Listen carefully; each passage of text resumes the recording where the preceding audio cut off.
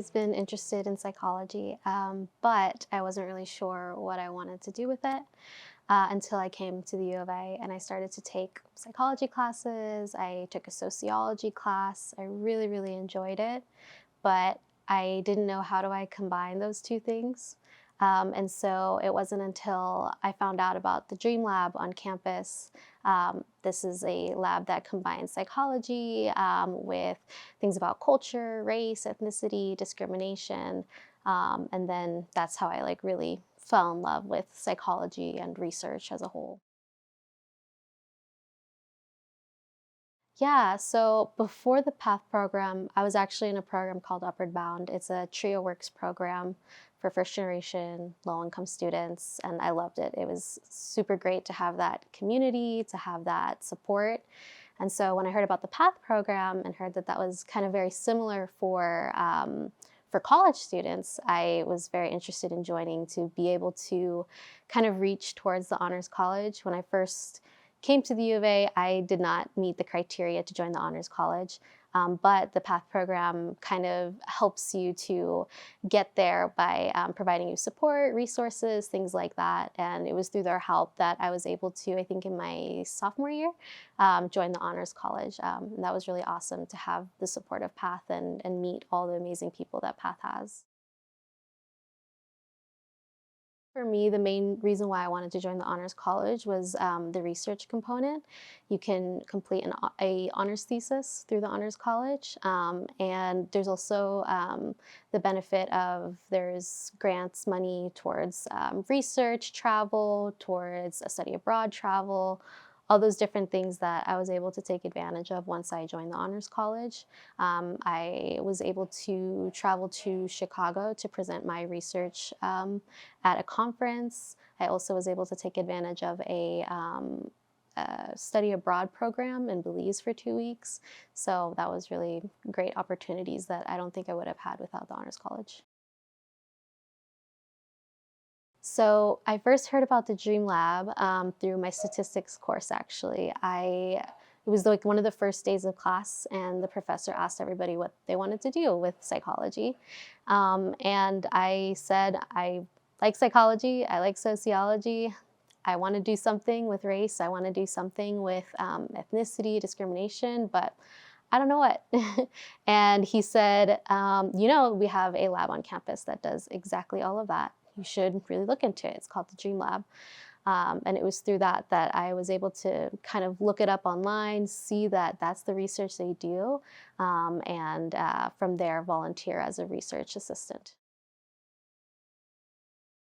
So I got to present my honors thesis. My honors thesis was looking at how people would react or how people interacted differently based on different characteristics that people had. So we did an experimental design. We looked at 4 different conditions. So it was we had students interact with either an actress that we had, and she played either the part of a white straight woman, a white lesbian woman, a Latina straight woman, or a Latina lesbian woman.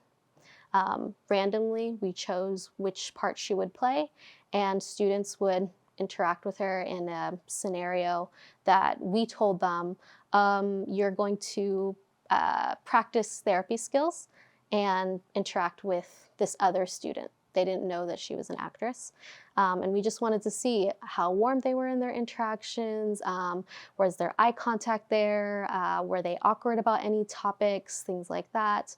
And what we ended up finding in the end was that most students acted pretty similarly towards whichever condition. However, interestingly, students were actually more warm and more friendly towards the Latina lesbian condition. Kind of what inspired me to do this type of research is just the experiences that I have had. I'm first generation, I'm Latina, I'm from Elkins, Arkansas. It's a very small town, very little diversity there. And coming to the U of A was a very different experience for me. There's a lot more diversity here. And having those different interactions, different experiences, and I very much wondered how those types of experiences might impact somebody of a different background. So particularly like Latinx background individuals, their experiences, how has that maybe impacted psychological functioning, or whether or not they might be more vulnerable to certain mental health disorders, or like if they're exposed to discrimination regularly, that stress might take a toll on their mental functioning. And so that is what kind of inspired me to go towards this line of research. I am currently attending the University of Texas, Rio Grande Valley. I'm in my 4th year. It's a doctoral program in clinical psychology. This is a program that is attempting to be one of the first bilingual programs in the nation. We're still trying to get accredited. It's in the Rio Grande Valley, so it is a predominantly Hispanic area, like 90% Hispanic population. Which is great for me because of the research I want to do on the Latinx community, the factors that might impact them differently. So it turned out to be a really great opportunity for me, and I really have loved it so far. I hope that my research is able to lead to things like oh, I forgot the word.